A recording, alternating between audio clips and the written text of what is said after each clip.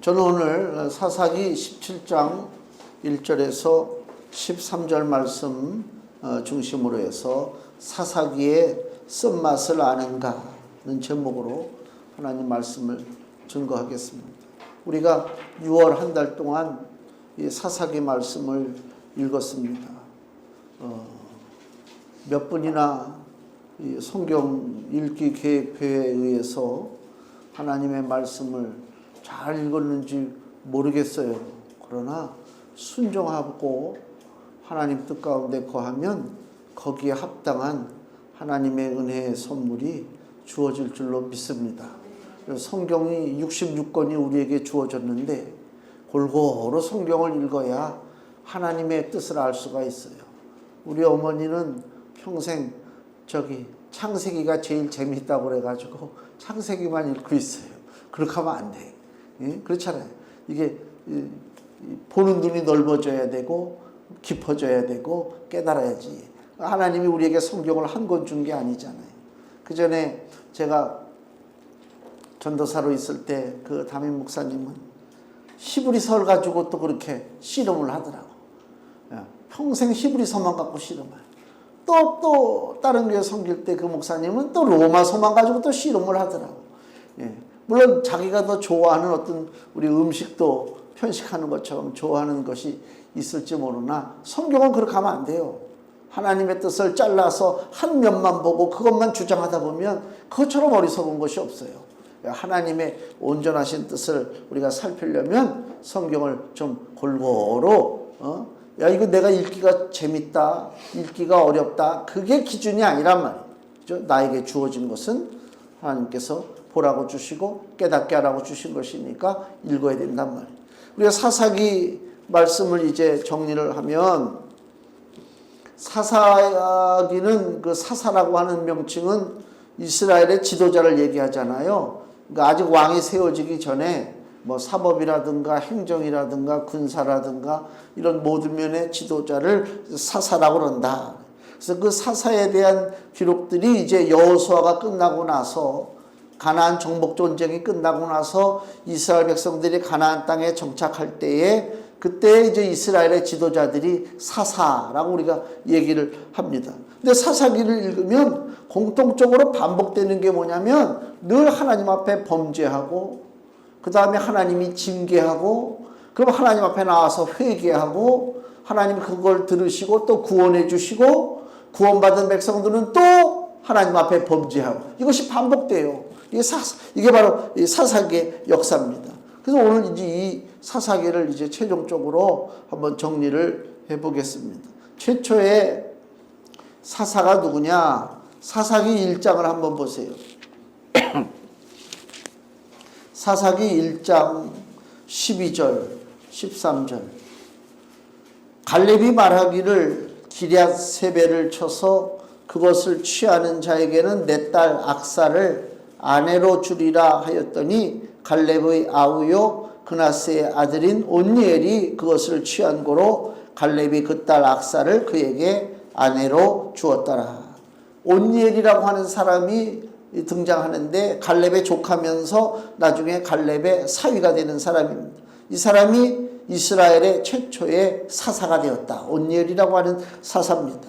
이 온니엘이 사사가 될 때는 그냥 된 것이 아니라 용감성이 있단 말이에요. 즉 갈렙, 즉 자기 삼촌이요 장인 될 갈렙이 여기 기럇세벨이라고 하는 그 견고한 성읍을 쳐서 취하는 자에게 딸을 준다라고 할 때에 이 온니엘이 그 얘기를 듣고 그것을 쳐서 뺐고 그 다음에 갈렙의 사위가 됐다. 상급을 바라보고 용맹을 발휘한 이스라엘의 지도자다.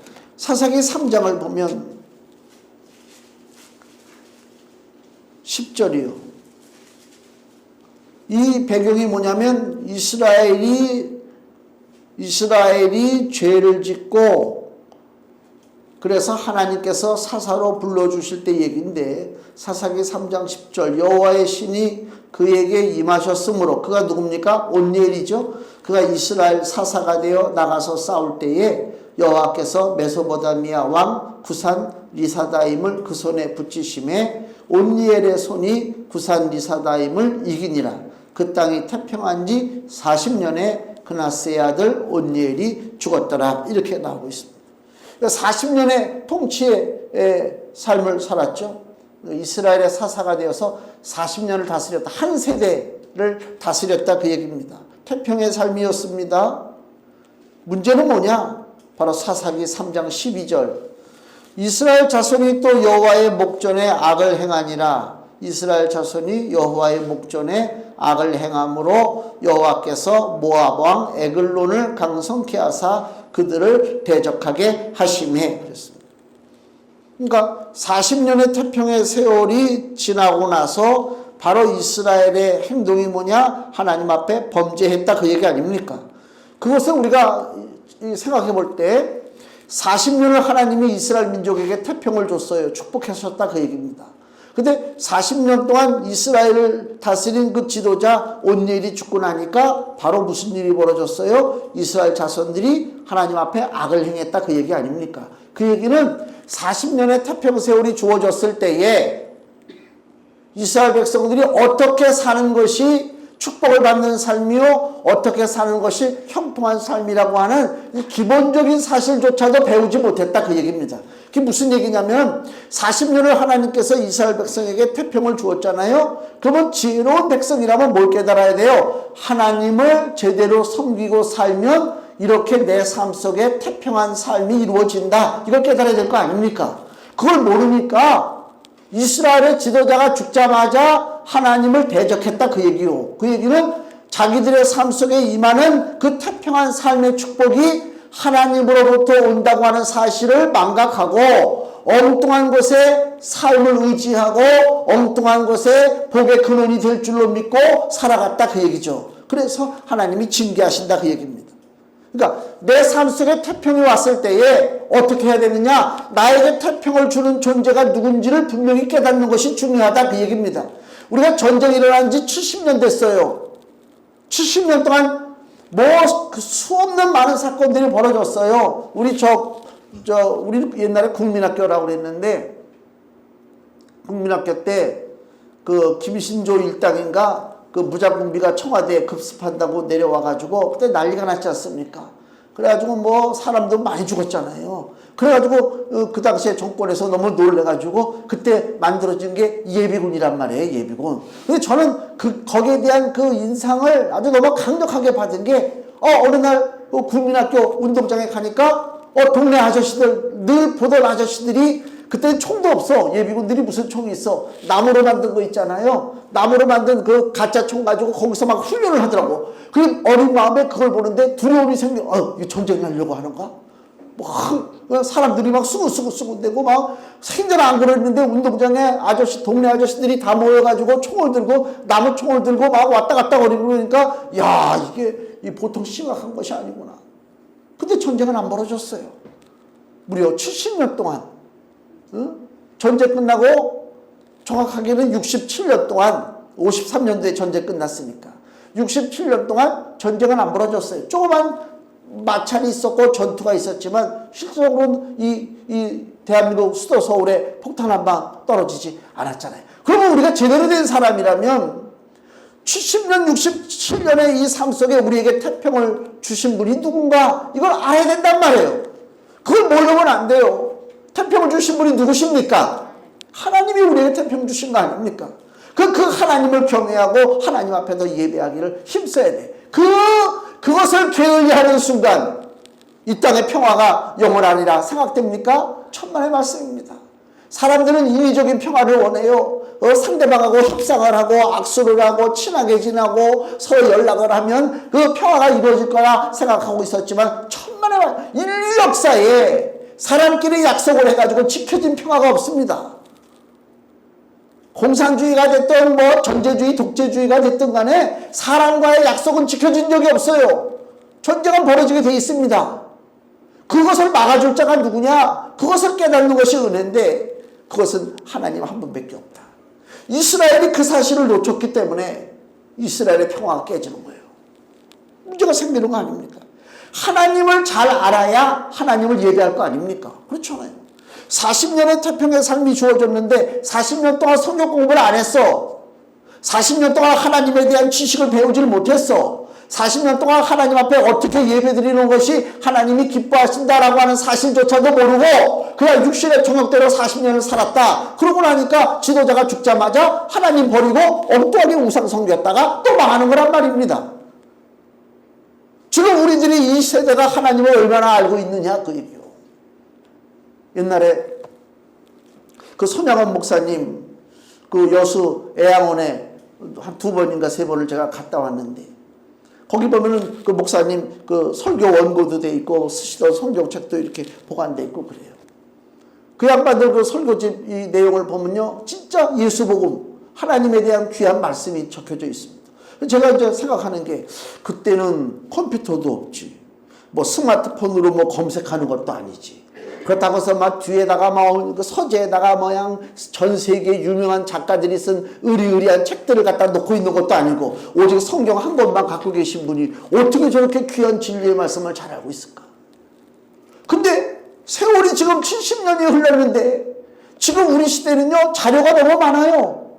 제가 여기서 말 한마디 잘못해도 성도 여러분들이 핸드폰으로 검색을 하면 이거 아닌데 다 그런단 말이에요. 그죠? 지금 모르는 게 없어요. 내가 알고자 하면 모르는 일이 없어요. 그런데 하나님을 몰라. 하나님 앞에 어떻게 예배해야 하나님이 기뻐하시는지를 모르고 있다 그 얘기입니다.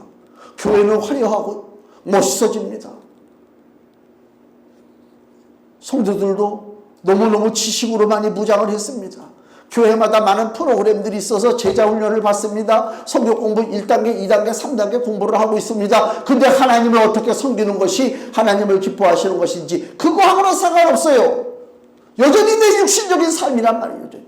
그게 무슨 의미가 있습니까? 응? 그러니까 하나님을 더 알고 하나님을 더 예배를 해야 되는데 그 삶이 부족하다. 로마서 10장 13절. 누구든지 주의 이름을 부르는 자는 구원을 얻으리라. 이게 복음이죠. 그런즉 저희가 믿지 아니하는 일을 어찌 부르리요? 듣지도 못한 일을 어찌 믿으리요? 전파하는 자가 없이 어찌 들으리요? 이 말씀이 무엇입니까? 예수님의 말씀을, 예수님에 대한 사실을 우리가 공부하고 복음을 듣고 그래야 결정적일 때 예수의 이름을 부를 거 아닙니까? 예수님의 이름을 부르는데 문제는 뭐냐? 듣지도 못했다. 예수님의 이름을 듣지도 못했대. 지금 이 시대에 예수 이름 모르는 사람이 어디 있어요? 저 촌구석에 가도 예수는 다 압니다. 그렇잖아요. 그럼 그 의미가 뭡니까? 예수 이름 나 알아. 우리 성도들이 왜 예수님의 이름을 모르겠어요? 그렇게 껍데기로 하는 거 소용없습니다. 아니 우리 성도들이 목사 이름 모르지 않잖아요. 다 제 이름 알잖아요. 이름 안다고 나는 압니까? 어저께 예식장에 결혼식장에 가서 식사를 하는데 그 목사님 사모님이 앉아서 나랑 마주 앉아서 얘기하는데 이제서야 목사님을 알게 됐대. 그래서 그 무슨 말씀입니까? 물론 나를 알죠. 그 전부터. 하는데 자기가 알았던 그 첫 인상 그 목사님이 아니라는 거예요. 궁금하지? 쉽게 얘기하면 아주 까다롭고 아주 지독하고 그렇게 봤다는 거예요. 결론은 그렇게 봤는데 이제 몇 번 교제하고 만나서 이렇게 하다 보니까 유하다는 게 무슨 뜻이요? 부드럽다. 내가 보통 부드러운 사람이 아닙니다. 그게 이름으로 안다고 해서 나는 아는 게 아니란 말이에요. 얼굴 안다고 나는 아는 게 아니라니까. 체험하고 겪어보고 그래 그렇구나. 그래야 그 사람이 무슨 말을 해도 오해를 안 하죠. 그렇잖아요. 우리가 오해되는 일 때문에 서로 속상하고 사람과의 관계가 멀어지고 뭐 그런 일들이 있죠. 왜 그래요? 서로 모르니까 오해가 되는 거예요. 그렇잖아요. 우리 강아지와 고양이 그 얘기들 있잖아요. 강아지는 반가우면 뭐를 흔든다고 그래요? 꼬리를 막 흔든다고 그러죠. 고양이가 꼬리 흔드는 건 뭐라고 그래요? 그거는 적개심이라는 거예요. 적개심. 근데 서로가 서로를 이게 통하지가 않으니까 고양이하고 개가 만나면 늘 원수처럼, 그죠? 개가 고양이를 만나서 야옹아 반갑다 탁 꼬리를 흔드니까 고양이가 어찌요? 한번 붙어보겠다고 그리고 이제 싸우는 거 아닙니까? 서로 모르니까 오해가 벌어지는 거란 말이에요. 예? 그러니까 이름만 안다고 아는 것도 아니고 그 짧은 지식으로만 안다고 아는 것이 아니다. 예수님의 이름을 알아야 이 로마서 10장 13절 이하 말씀의 요지가 뭐냐면 내가 예수님의 이름을 알아야 그 예수님의 이름을 남에게 가르쳐 줄 수가 있어요. 왜? 그래야 그 사람이 그 예수의 이름을 부르면서 구원을 받을 거 아닙니까? 그래서 10장 15절에 보내심을 받지 아니하였으면 어찌 전파하리요? 기록된 바 아름답도다. 좋은 소식을 전하는 자들의 발이함과 같으니라. 왜 좋은 소식을 전하는 자들의 발이 아름답습니까? 내가 예수님을 알아요. 예수님을 체험했어요. 예수님에 대해서 자신 있게 얘기할 수 있어요. 이제 예수가 누구냐? 예수님은 어떤 분이라고 하는 것을 내가 분명하게 얘기할 수 있어요. 그래서 내가 옆 사람에게 전했단 말이에요. 그 사람이 그것 때문에 살았어. 영원토록 저주받고 고통받고 괴로워하고 눈물을 흘리고 그저 그 말할 수 없는 지옥의 고통에서 살아갈 수밖에 없는 그 죄인이 내가 그냥 아무렇지 않게 예수의 이름을 전했는데 그가 살았단 말이에요. 얼마나 귀하고 대단한 일을 내가 했느냐. 그래서 그 귀한 소식을 전하는 자의 아름다운 발이요 축복의 상급이 우리에게 있다 그 얘기입니다. 그냥 단순하게 내가 예수 이름 안다고 하는 의미가 아니란 말입니다. 불신자들이 가득 찬 세상의 특징은 뭐냐? 오늘 본문에 보면요 17장 6절에 그때에는 이스라엘의 왕이 없으므로 사람마다 자기 소견대로 옳은 대로 행하였더라. 자기 소견에 옳은 대로, 이게 무슨 내 생각에 옳은 대로, 즉 내 마음대로 살았다 그 얘기입니다. 그 당시에는 왕이 없어서 불신자들이 가득 찬 세상은 다 자기 주장대로 삽니다. 내 사상, 내 고집, 내 주관, 뭐 이런 거 있잖아요. 내 경험, 뭐 옛날부터 내려오는 전통, 무슨 그런 거 있어. 그거 가지고 모든 것을 판단하고 그것을 가지고 밀어붙이고 나간단 말이에요. 그래서 사람마다 생각이 달라요. 그러니까 이 사회가 얼마나 갈등이 많습니까? 이쪽에서 이렇게 얘기하면 상대방에서 아 그러냐 다 이해해주면 좋은데 절대로 이해해주지 않습니다. 서 있는 위치에 따라서 생각이 바뀌기 때문에 그렇습니다. 그렇잖아요. 우리가 사물을 봐도 왼쪽에서 사물을 보는 거하고 오른쪽에서 사물 보는 거하고 틀립니다. 성도 여러분 거울로 자기 얼굴을 보세요. 왼쪽 얼굴과 오른쪽 얼굴이 같은가? 틀립니다. 어느 시각에서 보느냐에 따라서 다 이 상황이 바뀌어요. 틀리단 말이에요. 그러니까 누가 누구를 설득하고 누가 누구를 이해시킨다? 그거는 이미 포기해야 된다. 이 사회는 절대로 통합될 수가 없다. 사람들이 살아가는 사회는 절대로 통일이 이루어질 수 없다. 사상 통일은 이루어질 수 없다. 항상 분쟁하고 싸우고 다툴 수밖에 없다. 그 얘기입니다. 그 나눠지고 갈라진 것을 통일시킬 분이 누구냐? 예수 그리스도밖에 없다. 그 얘기입니다. 예수님의 은혜, 예수님의 사랑만이 갈라지고 흩어진 사람들을 모을 수가 있는 것이지 아무리 뛰어난 정치가가 튀어나온다 할지라도 어떤 뛰어난 철학가가 나와서 철학적 사상을 이야기한다 할지라도 사람의 생각을 한테 모을 수는 없다. 그것을 우리가 빨리 인정하고 깨달아야 돼요. 그래야 더 이상 우리가 에너지가 낭비가 안 됩니다. 그러니까 불신자의 세상은 다 자기 소견에 옳은 대로 살아가고 있다 그 얘기입니다. 문제는 뭐냐면 자기 옳은 대로 살라고 하지만은 실상은 그 사람들이 보는 눈이 어떤 눈이냐? 어린아이의 눈이다. 어린아이. 깨닫지를 못한다 그 얘기입니다. 고린도전서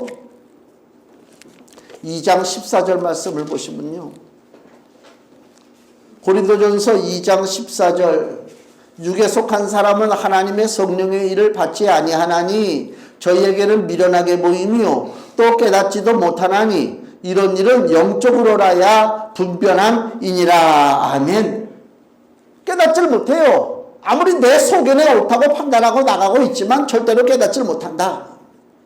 그 6.25 70주년 때문에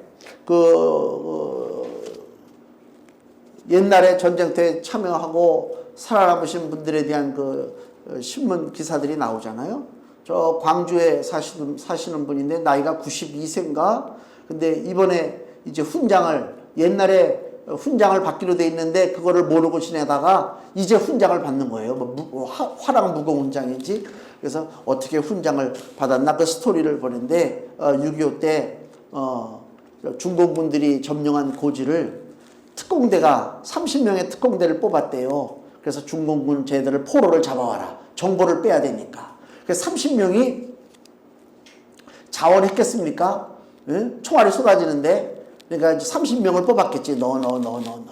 참 울며 겨자 먹기로 30명이 뽑혀서 거기를 이제 고지를 올라가고 있다 말이죠. 밤에 올라가고 있는데 한 사람이 올라가다 넘어졌대요. 그러니까 소리가 났을 거 아닙니까? 거기다 그 중동분들이 바보가 아닌 이상은 어서 오십시오 기다리지 않잖아요. 그냥 수류탄이라고 하는 것을 다 까서 던졌대 그냥 막. 그러니까 뭐 여기저기서 사방에서 터지고 쇳덩어리가 날아다니는데 살아남을 사람이 누가 있습니까? 30명이 다 죽고 그 사람 혼자서 굴러떨어져서 살아서 남았다는 거 아닙니까? 내가 그 기사를 읽으면서 도대체 어떤 무식한 지휘관이 그 고지에 30명이나 되는 인원을 안 걸릴 줄로 생각하고 보냈겠느냐. 이 어리석은 그렇잖아요. 사람 하나가 올라와도 밤에는 조용 풀벌레가 삐릭 하고 우는데 사람 하나가 돌 하나만 건드려도 촥 소리가 나는데 30명이 올라와. 30명이 3명도 아니고 그 30명에 뽑힌 사람들도 이건 아닌데 밤에 여기 올라간다고 될 일이 아닌데 그렇게 하고 아마 올라갔던 사람들도 있었을 것입니다. 근데 위에서 명령이 내려지니까 목숨을 걸고 결국은 뭐 아무 일도 못하고 중동군 포로를 잡기는커녕 귀한 생명만 29명이 죽고 한 사람이 다쳐서 내려왔어. 그 살아남은 그 사람이 이번에 훈장을 받는 거란 말이에요. 이렇게 어리석단 말이에요. 이렇게 판단력이 뒤떨어진다 그 얘기입니다. 예, 영적인 일도 마찬가지고 육신적인 일도 마찬가지고 다 자기 생각에 옳다고 판단하고 행동하니까 그것이 남의 생명을 해치게 되고 일을 그르치게 되는 일들이 너무나 많이 있다. 복음이 가르치는 것은 뭐냐면 누가복음 9장을 보세요. 누가복음 9장 23절에 누가복음 9장 23절 예수께서 말씀하시기를 또 무리에게 이르시되 아무든지 나를 따라오려거든 자기를 부인하고 날마다 제 십자가를 지고 나를 쫓을 것이니라. 자기를 부인하고 날마다 자기 십자가를 지고. 자기를 부인하라는 얘기가 뭐예요? 내 사상, 내 판단력, 내 주장 이걸 앞세우기 전에 예수님이라면 어떻게 했을 것인가를 한번 생각하고 나가라 그 얘기. 여전히 내 생각 가지고 주장하고 내 생각 가지고 남을 이끌려고 하는 것은 이것은 자기도 망하는 것이요 남도 망하게 하는 것이다. 그래서 이 온니엘의 첫 번째 사사를 통해서 하나님이 우리에게 주시는 교훈이 뭐냐. 기회가 있을 때 하나님을 알고 하나님 앞에 예배하라. 두 번째는 우리가 사사기를 보면은 제일 많이 하는 그 사사 중에 하나가 기드온이라고 하는 사사잖아요. 기드온. 그도 역시 미디안을 물리치고 이스라엘의 40년의 태평의 세월을 누리게 했습니다. 근데 기드온을 보면요, 그는 별로 뛰어난 사람이 아닙니다. 뭐 온니엘처럼 상급을 바라보고 싸운 사람도 아니고요. 또 왼손잡이 에우시라고 하는 사사가 있죠. 모압 그 에글론한테 18년 동안 고난을 당하니까 혼자서 단독으로 그 모압왕 에글론한테 찾아가가지고 아무도 없을 때 왼손잡이니까 오른쪽 다리에 있는 칼을 뽑아가지고 에글론을 찔러 죽이고 전쟁에서 이긴 사람이 바로 이 왼손잡이 에우시라고 하는 사람입니다. 용감한 사람이죠. 자기 목숨을 걸고 싸운 거 아닙니까? 근데 기드온을 보면 전혀 그런 모습이 없어요. 용맹한 모습도 없고 믿음의 모습도 없고. 근데 사사기 6장에 보면 주께서 이렇게 부르시죠. 사사기 6장 12절 여호와의 사자가 기드온에게 나타나 이르되 큰 용사여 여호와께서 너와 함께 계시도다 그랬습니다. 왜 그가 큰 용사라고요? 하나님이 함께 하니까 큰 용사예요. 실상 기드온은 별 볼 일 없어요. 그래서 여기 그 사사기 6장 27절 말씀 보면요. 이에 기드온이 종 여호를 데리고 여호와의 말씀하신 대로 행하되 아비의 가족과 그 성읍 사람들을 두려워함으로 이 일을 감히 백주에 즉 대낮에 행하지 못하고 밤에 행하니라. 이게 무슨 얘기냐면 하나님께서 기드온에게 명령하기를 야, 네 아비 집에 있는 우상들을 좀 때려 부셔라 그랬다. 그러니까 기드온이 말씀에 순종한 건 참 기특해요. 근데 문제는 뭐냐면 두려워했다. 아비의 가족과 그 성읍 사람들을 두려워하였다. 그 얘기입니다. 그러니까 그걸 봤을 때 기드온의 성향은 어떤 성향이냐? 무슨 담대하게 어떤 일을 처리하는 성향이 아니라 눈치를 보고. 그러나 우리가 기드온을 통해서 한 가지 배워야 될 것은 그럼에도 불구하고 하나님 말씀에 순종했다 그 얘기입니다. 그래서 기드온이 하나님 은혜 가운데 단을 세우는데 사사기 6장 24절 말씀 보면 기드온이 여호와를 위하여 거기서 단을 쌓고 이름을 여호와 살롬이라 하였더라. 여호와 살롬 뭐라고요? 하나님의 평강이라. 그러니까 평강을 주시는 분은 오직 하나님이라고 하는 사실을 기드온이 깨달았다 그 얘기입니다. 우리 삶 속에 험한 이 생활 속에 가장 필요한 것이 뭐냐? 잘 먹고 잘 사는 것이 평안한 것이냐? 그게 아니죠. 하나님이 우리의 삶을 딱 통제하고 계셔야 된단 말이에요. 하나님의 통제로부터 내가 벗어나려고 할 때 하나님은 억지로 우리를 잡지 않습니다. 내가 한번 내 맘대로 한번 살아볼게요. 그래? 네 맘대로 한번 살아봐. 이게 하나님의 뜻입니다. 하나님은 우리를 기계로 만들지 않았습니다. 하나님은 우리를 노예로 만들지 않았습니다. 우리에게 자유를 줬어요. 그래서 내 마음대로 생각하고 내 마음대로 판단하고 행동할 수 있도록 하나님이 내버려 주신단 말이에요. 물어보지 않으면. 그러니까 우리 삶 속에 어떤 일이 벌어진다고 해서 하나님을 끌어들이면 안 돼. 왜? 대부분의 많은 일들은 하나님과 상관없이 내 생각과 내 고집대로 되어진 일이다. 그 얘기입니다. 그러니까 하나님을 원망하고 싶다면 하나님 앞에 기도하세요. 하나님 앞에 기도하고 하나님의 뜻을 살피면 원망할 일이 생기지도 않을 뿐더러 원망할 마음조차도 없다. 그렇지 않습니까? 내 마음대로 판단하면 안 된다 그 얘기입니다. 하나님의 은혜를 알아야 된다. 그래서 여호와 샬롬 하나님이 나에게 주시는 그 평강의 삶이 성도들 가정 속에 하나님의 그 여호와의 샬롬의 그 단이 세워지기를 주의 이름으로 축원을 드립니다. 그래서 그 평안을 가지고 우리 신앙생활을 더 열심히 내는 거예요.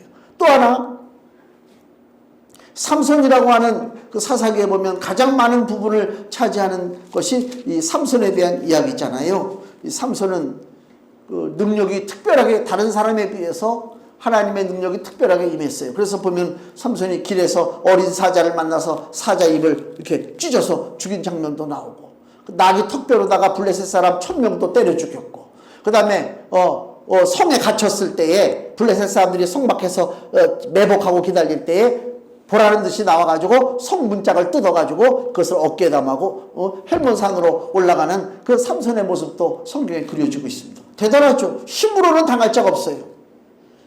그래서 그 삼손의 죽음조차도 다른 사람의 죽음하고는 틀립니다. 사사기 8장을 보세요. 그 기드온은 어떻게 죽었나 한번 보세요. 사사기 8장 32절.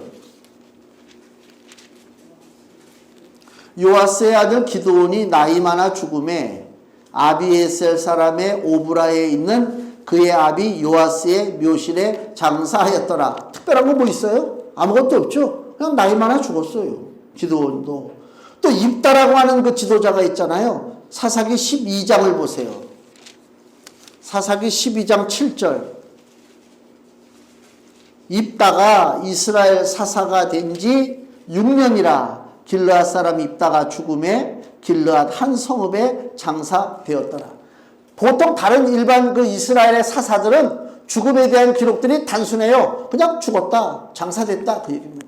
근데 삼손의 죽음은 어떻습니까? 우리가 아는 바대로 들릴라 무릎을 베고 잠에 취해 있다가 블레셋 사람들이 쳐들어와서 거기에 붙잡혀가지고 머리털이 밀리고 두 눈이 뽑히고 그 블레셋 감옥에 갇혀 있다가 거기서 그 쇠사슬에 묶인 상태로 그 연자맷돌을 돌렸잖아요. 연자맷돌 돌리다가 마지막에 그 블레셋 사람들한테 구격거리가 되려고 끌려 나왔을 때에 양쪽의 기둥을 의지하고 하나님 앞에 하나님 한 번만 나에게 힘을 주십시오. 그리고 이 기둥을 무너뜨려서 그날 삼손도 죽고 그 안에 있는 다곤의 신전에 있는 그 블레셋 사람도 수천 명이 죽었다. 이게 삼손의 죽음입니다. 다른 사람하고는 좀 틀리죠. 죽음에 대한 아주 구체적인 기록들이 적혀져 있습니다. 그럼 삼손을 통해서 우리는 뭘 경고를 삼아야 되느냐? 삼손의 삶의 특징은 뭐냐? 여자들이 많다는 거예요. 여자들이. 여복이 많은 게 아닙니다. 그건 저주스러운 일입니다. 삼손의 사건을 저는 지금은 이해가 되는데 어렸을 때 이 삼손에 대한 일을 보면 이걸 왜 이러지? 뻑하면 뭐 기생집에 찾아 들어가고 어떤 여자를 뭐 사랑하게 되고 누구를 아니 성경에 이런 일들이 어떻게 기록됐는가? 그 정도로 삼손은 육신의 정욕을 이기지 못하고 자신의 정욕조차 이기지 못하는 부패한 존재가 삼손이었다. 인간의 지도자는 어떤 위대한 지도자가 세워지든지 간에 자기 육신의 정욕조차도 이기지 못하는 자가 인간의 지도자다. 그걸 하나님이 우리에게 보여주시는 것이다. 그 얘기입니다. 기대하지 마세요. 누구도 기대하지 마세요. 응? 제일 답답한 거예요. 삼손이 그렇게 하나님의 은혜를 입어서 권능을 받고 성령이 함께 하시는 그 축복의 그 지도자가 되었는데도 불구하고 자기 육신의 정욕을 이기지 못해서 결국은 들리라라고 하는 그 블레셋 여자에게 속아서 머리털이 밀리고 두 눈이 뽑히고 치욕스러운 일들을 겪은 거 아닙니까? 그걸 우리가 안다면 내가 육신의 정욕대로 살 것이 아니다. 하나님의 은혜 가운데 내가 거해야 되겠고, 사람을 바라볼 때도 인간 지도자 이상으로 그 사람을 바라본다면 그 사람은 나에게 우상이 되기 때문에 그 사람이 문제가 아니라 그 사람을 우상으로 바라보는 내가 망한다. 내가 가수를 좋아하든 영화배우를 좋아하든 누구를 스포츠 스타를 좋아하든 그것이 나의 우상이 된다면 그 우상 때문에 그 사람이 망하는 게 아니고 내가 망한다. 내가 어저께도 보니까 저기 무슨 그 면세점에서 하도 여행들을 안 다니고 못 다니니까 그 면세 물품이 안 팔리잖아요. 그래서 그걸 폐기할 수는 없으니까 싼 가격으로다가 사람들이 막 줄 섰대. 그 멋있는 그 좋은 그 핸드백, 좋은 구두, 좋은 무슨 양주 이런 것들 있잖아요. 그걸 마음에 품고 줄 서서 기다리고 사고자 하는 그 마음이 벌써 우상이야. 하나님이 그냥 두겠습니까? 안타까운 인생들이죠. 왜 아무것도 아닌 생명 아닌 것에 그렇게 관심을 가지고 죽고 사는 문제가 아닌 것에 그렇게 내 에너지를 거기다가 쏟아버려가면서 왜 인생을 허비합니까? 너무 안타깝게 말할 수가 없습니다.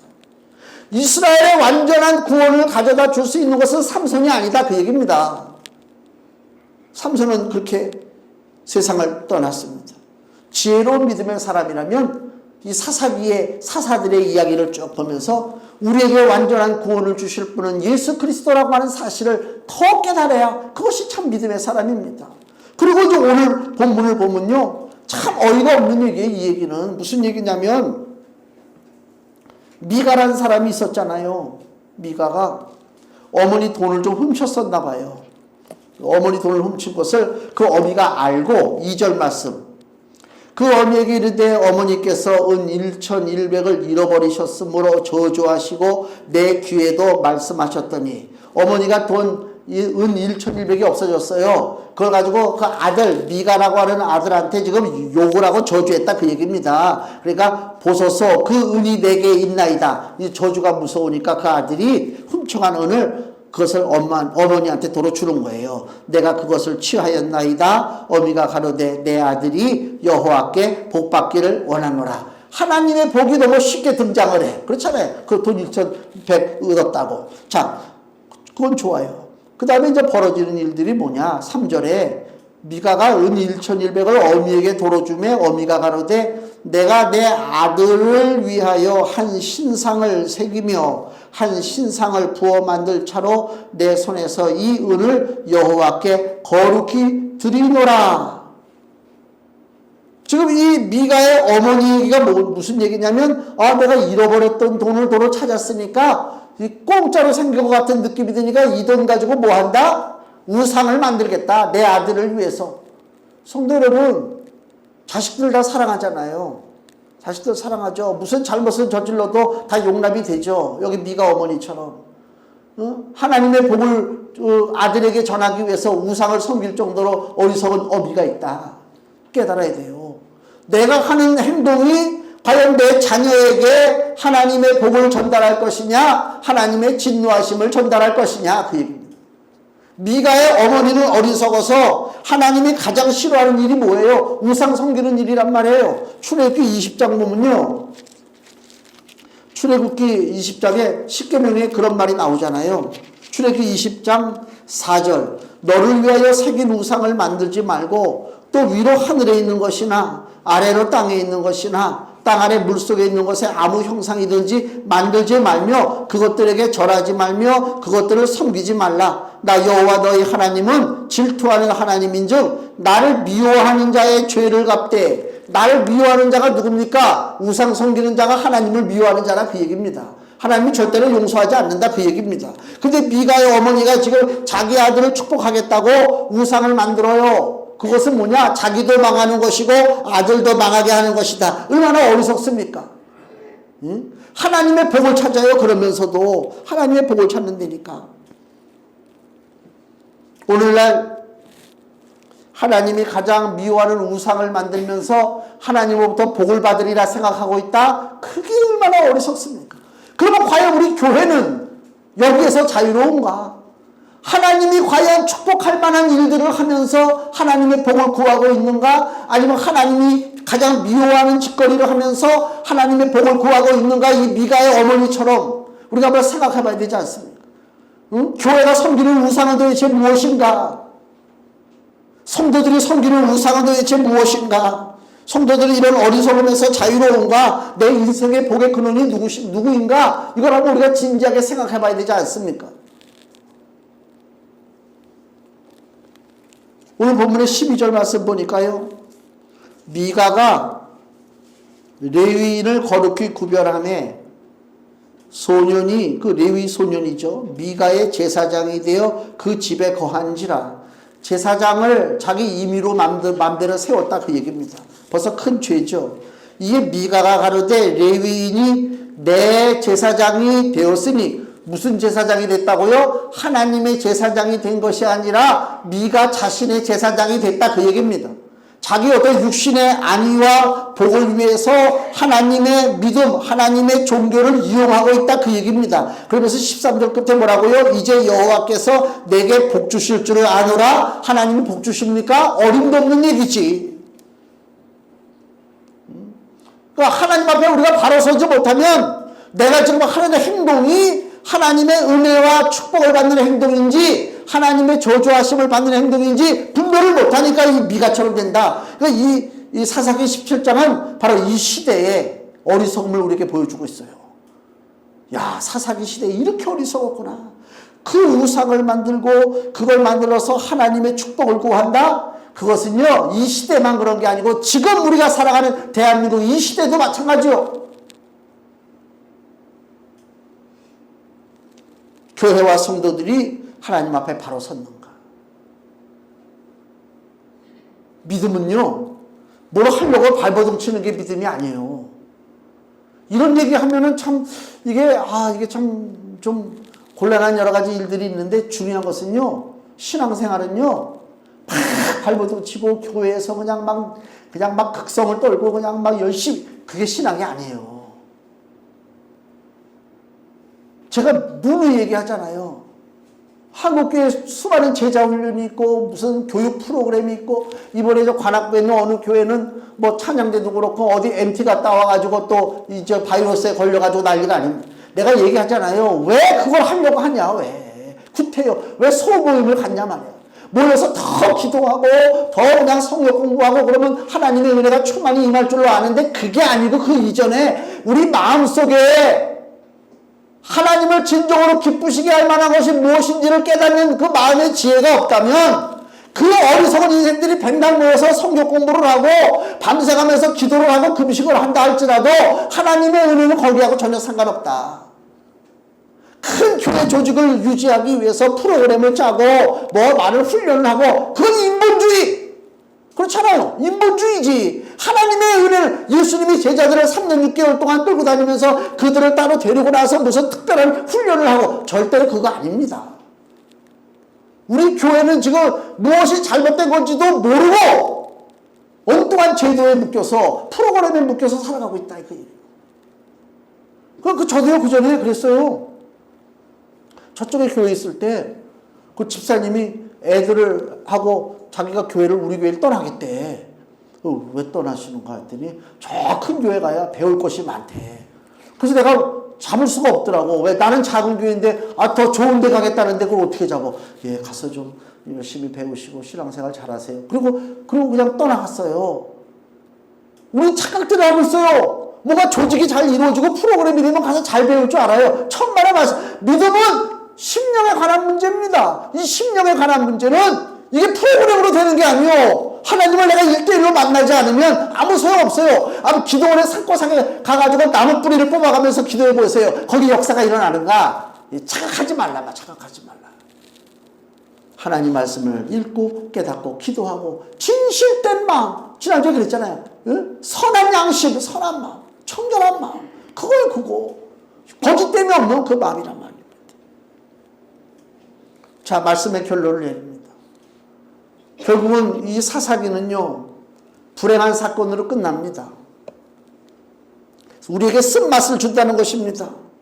미가가 자기 집안의 우상을 섬겼잖아요. 그것이 어떻게 그냥 머물러 있지 않습니다. 잘못은 번져나가게 돼 있어요. 그 미가 집안에 우상이 있다는 소리를 단지파 사람들이 듣고 600명의 군사를 끌고 와가지고 미가 집안에 있는 우상을 훔쳐갔어요. 그게 복인 줄 알고. 와, 단지파가 그것을 가져갔다니까. 그리고 단이라고 하는 그 지역에다가 그 우상을 놓고 섬기기 시작했어요. 그럼 한 지파로 끝난 것이냐? 아니요. 이스라엘이 솔로몬 아들 르호보암 때 나눠졌잖아요. 남북으로 나눠졌을 때 북쪽 이스라엘이 취한 것이 뭐냐? 단에다가 송아지 형상을 만들어 놓고 우상을 섬겼어요. 쉽게 얘기하면 미가라고 하는 사람이 우상을 만들어 놓은 것이 단지파로 연결이 되고 단지파의 우상이 북이스라엘 왕국의 우상으로 연결이 돼서 결국은 BC 722년에 아수르에 의해서 멸망당했다. 그 얘기입니다. 우리에게 가르쳐주는 진실입니다. 악은 절대로 저절로 사라지지 않습니다. 죄악은 저절로 줄어들지 않습니다. 내버려두면 점점 커지게 돼 있습니다. 이것을 막지 못했어요, 이스라엘은. 그래서 실패한 것입니다. 예수님이 오셨을 당시만 해도 이스라엘은 이미 부패했어요. 그렇잖아요. 이스라엘에 믿음 있는 자가 어디 있습니까? 내가 믿음을 보겠는가? 볼 수가 없습니다. 결국 이스라엘은 멸망당했습니다. 우리에게 주시는 하나님의 경고의 말씀입니다. 우리가 어떻게 할 것이냐? 금주의 말씀을 보세요.